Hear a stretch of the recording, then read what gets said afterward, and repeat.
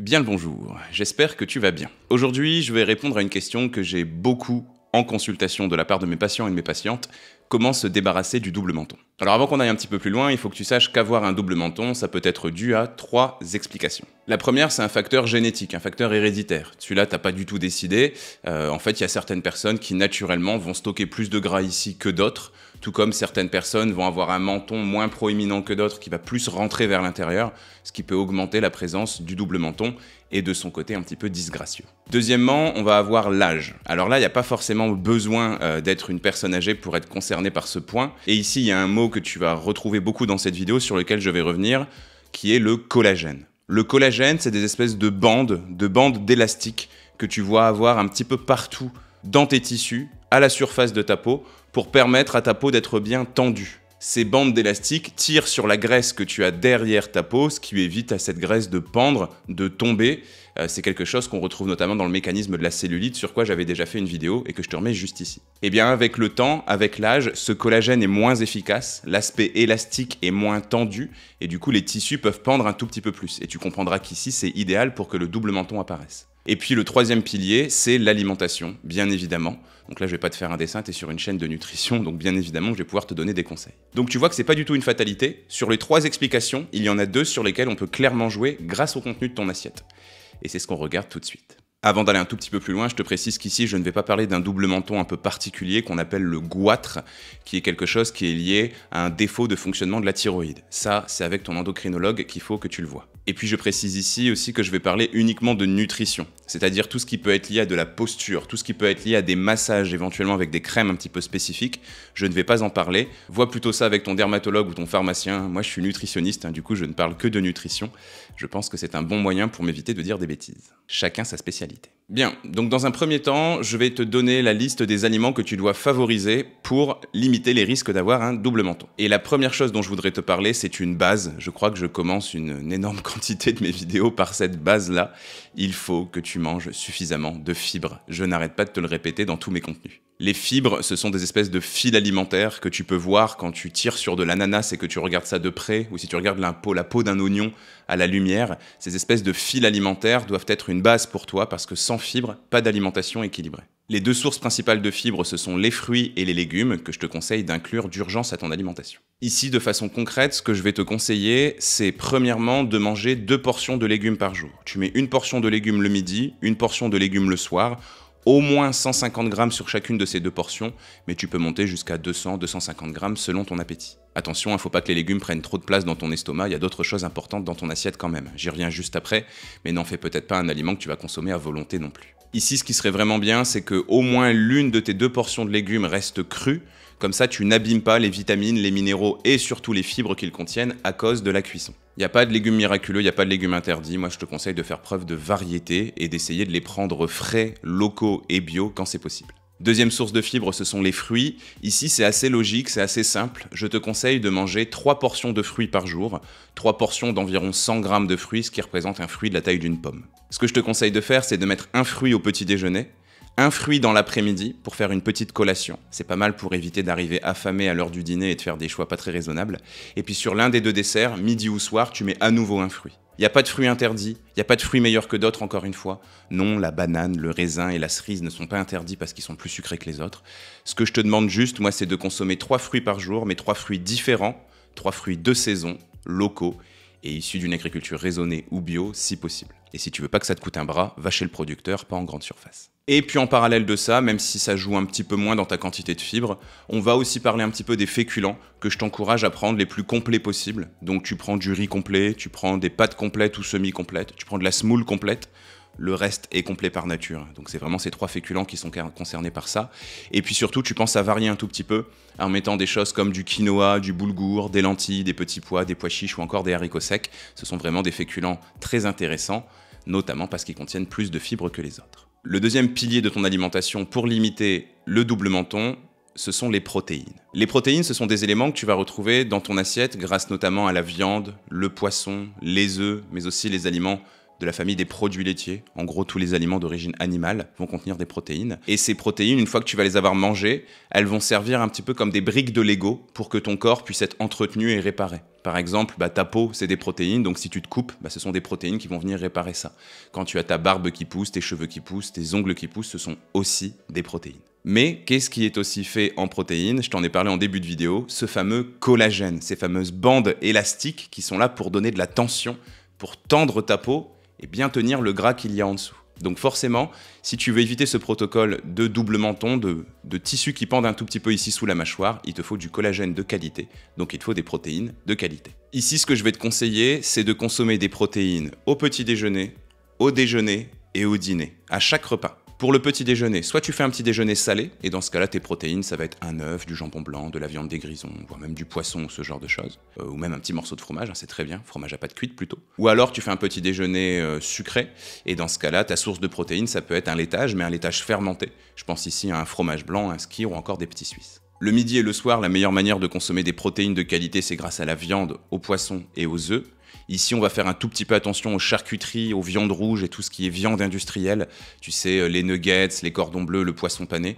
Parce que certes, il y a des protéines, mais pas des protéines de très bonne qualité ici. On va plutôt favoriser les viandes blanches. Tu sais, le veau, la dinde, le poulet, le lapin, les parties du porc qui ne sont pas grasses. Les œufs, sous n'importe quelle forme. Le poisson et tout ce qui vient de la mer, coquillages, crustacés, etc. Et si tu veux consommer de la viande rouge, plutôt de la viande rouge de bonne qualité, comme je te dis souvent, je préfère que tu consommes 80 grammes d'un steak haché de boucher plutôt que 125 grammes d'un steak haché industriel de chez Charal. Attention, parce qu'il n'y a pas que des protéines ici, on va retrouver aussi des protéines végétales de très bonne qualité. Encore une fois, dans des aliments comme les féculents complets et les légumineuses, tu sais, les lentilles, les petits pois, les pois chiches, les haricots secs, dont je t'ai parlé juste avant. Raison de plus pour penser à la qualité des féculents que tu consommes. D'ailleurs, ces légumineuses peuvent te permettre de faire des repas végétariens de temps en temps, sans prendre le risque de manquer de protéines.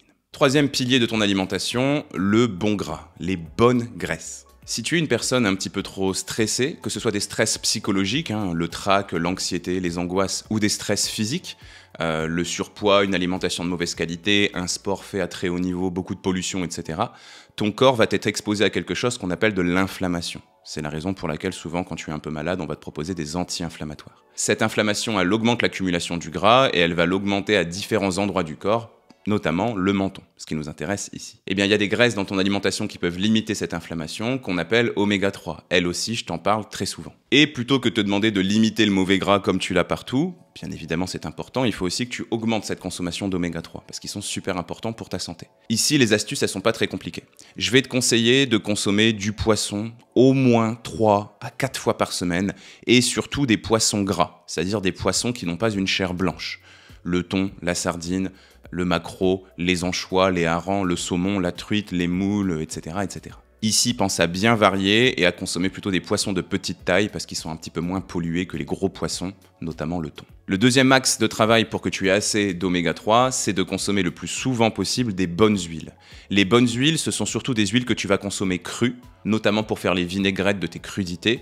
Et ici, on va retrouver les huiles de noix et de colza principalement, mais aussi les huiles de lin, de caméline et de chanvre, plus compliqué à trouver, plus cher, avec un goût un peu plus fort, mais pourquoi pas si tu veux les essayer. Mais sache que noix et colza font déjà très très bien le travail, attention, ne les cuis jamais. Et puis la troisième priorité pour les oméga 3, ce sont les fruits à coque. Les noix, les noisettes, les amandes, les pistaches, mais aussi éventuellement quelques graines. Je pense aux graines de tournesol ou aux graines de sésame. Ici, je vais te conseiller de manger 2 poignées de ces aliments dans la journée. Par exemple, une au petit déjeuner et une en collation l'après-midi. Et dans cette famille d'aliments, le plus intéressant de très loin, c'est la noix de Grenoble, parce que c'est de très loin celle qui contient le plus d'oméga 3. Mais si tu veux pas te prendre la tête, le mieux, ça reste toujours de bien varier. Je terminerai en te précisant que si tu es un gros consommateur ou une grosse consommatrice d'œufs, ça peut aussi être intéressant que tu prennes des œufs de la filière bleu blanc cœur, parce que les poules sont nourries aux graines de lin, donc il y a plus d'oméga 3 dans les œufs. Tu peux aussi essayer de trouver des œufs de producteurs et discuter un peu avec le producteur pour voir avec quoi est-ce qu'il nourrit ses poules. Si c'est aussi des graines de qualité, il y aura aussi beaucoup d'oméga 3 à l'intérieur. Le quatrième pilier dans ton alimentation pour limiter les risques de double menton, c'est l'hydratation. Il faut que tu boives suffisamment. Je pense que tu le sais, l'eau est absolument essentielle pour qu'on soit en parfaite santé et si tu ne consommes pas assez d'eau, ton corps ne peut pas bien fonctionner. Ici, il faut que tu comprennes qu'à longueur de journée, tu vas exposer ton corps à différentes menaces. Le soleil, le tabac, la pollution, les médicaments, les aliments de mauvaise qualité. Toutes ces menaces contiennent des choses qu'on appelle des toxines. Tu as peut-être entendu qu'il fallait parfois faire des détox. Plus tu vas accumuler de toxines dans ton corps, plus tu risques d'accumuler de gras. Et en plus de ça, le collagène dont je te parle depuis le début de la vidéo, tu sais, les espèces de bandes d'élastique qui maintiennent tes tissus, va être moins efficace, il va être plus lâche. Et le meilleur moyen pour que tu puisses éviter l'accumulation de ces toxines, c'est de boire suffisamment. L'eau est très importante dans ton corps pour tout un tas de fonctions, mais notamment le nettoyage de ton organisme, le nettoyage des déchets et de ces fameuses toxines. Ici, la quantité d'eau, tu la connais peut-être, on est sur à peu près 1,5 litre d'eau par jour. On peut éventuellement pousser jusqu'à 2 litres selon ton profil et ton activité, mais ça sert à rien de boire plus que ça. Le but, c'est pas non plus que tu fasses de la rétention d'eau ou que tu fatigues tes reins parce que tu bois 3 litres d'eau par jour. Complètement inutile. Dans l'hydratation, il y a quelque chose qui peut aussi être intéressant peut-être, c'est inclure des thés verts à ton alimentation. Le thé vert va être très intéressant pour nettoyer encore une fois ces fameuses toxines. Par contre, attention à quelque chose, c'est que c'est un diurétique, c'est un excitant. Donc si tu bois trop de thé, tu vas aller uriner trop souvent et tu vas plus te déshydrater que tu ne vas t'hydrater. Donc ici, ce qu'il faut que tu te dises, c'est ne pas dépasser 3 tasses de thé par jour. Et si tu peux boire tes thés sans sucre à l'intérieur, c'est beaucoup mieux forcément. Pour boire un peu plus, moi ce que je vais te conseiller, c'est de mettre des petites bouteilles ou des petites gourdes à droite à gauche dans ta journée, mais aussi sur ton chemin. Par exemple, si tu es un professeur et que tu as des cours qui s'arrêtent et qui commencent toutes les heures, mets peut-être une bouteille sur le coin de ton bureau. Comme ça, dès que tu vas ouvrir la porte ou la fermer au début et à la fin des cours, tu peux boire une petite gorgée.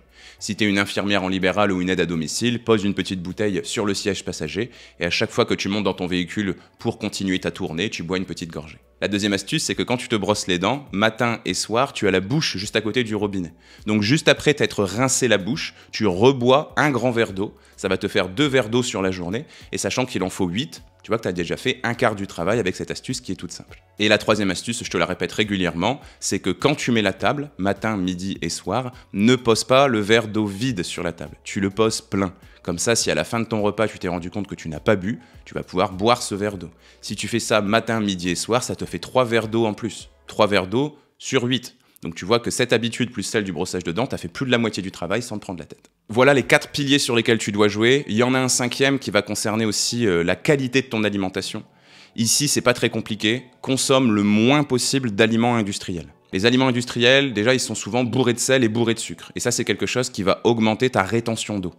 Et peut-être que ici, tu crois que c'est que du gras, mais pas forcément. Si tu fais trop de rétention d'eau, tu augmentes le volume de ton double manteau. Donc ça, à éviter le plus possible. En plus de ça, les aliments industriels et les fast-foods, ils sont surchargés d'additifs. Des molécules chimiques qu'on va rajouter à la recette pour que le produit soit plus intéressant, qu'il ait plus de goût, une plus belle couleur, etc. Et ces produits chimiques sont de véritables toxines pour ton corps, que ton foie et ton corps doivent éliminer à longueur de journée. Donc si tu as bien suivi ce que je t'ai dit par rapport aux toxines, tu sauras que c'est pas une bonne idée. Et puis dans un troisième temps, il faut que tu essayes de limiter le plus possible la consommation d'alcool, surtout la consommation d'alcool trop fréquente, trop régulière. Encore une fois, parce que c'est quelque chose qui va un peu empoisonner ton corps, c'est une toxine très puissante. Et puis l'alcool peut aussi te donner ce côté un petit peu bouffi, parce que ça va un petit peu inflammer toutes les fonctions de ton corps, ça va aussi acidifier ton sang. Et bien forcément, tu auras compris qu'être bouffi plus avoir un double menton, c'est te tirer une balle dans le pied d'une certaine manière. Et puis je terminerai bien sûr en te conseillant de faire de l'activité physique. Une activité physique qui te plaît, le but c'est pas que tu ailles à reculons. Tu peux aussi réfléchir à pratiquer un sport, que ce soit en club, que ce soit en salle ou que ce soit chez toi. L'important c'est que tu bouges et que tu bouges souvent. On estime qu'il te faut à peu près 30 minutes d'activité physique par jour. Si la pédagogie de cette vidéo t'a plu et que tu veux apprendre à manger équilibré, n'hésite pas à passer sur le site lenutriscope.fr. Tu y trouveras des programmes spécifiques pour les hommes, pour les femmes et pour les femmes ménopausées, dont le but est de t'apprendre à manger équilibré pas à pas et de te débarrasser de tes kilos en trop une bonne fois pour toutes, sans avoir à faire régime. Va y jeter un petit coup d'œil, je te remets le lien dans la description. Si cette vidéo elle t'a plu, n'hésite pas à me laisser un petit like et à me le dire en commentaire. N'hésite pas non plus à t'abonner à la chaîne si c'est pas encore fait. Moi je te retrouve ici 2 fois par semaine et tous les jours sur mes autres réseaux sociaux. Salut!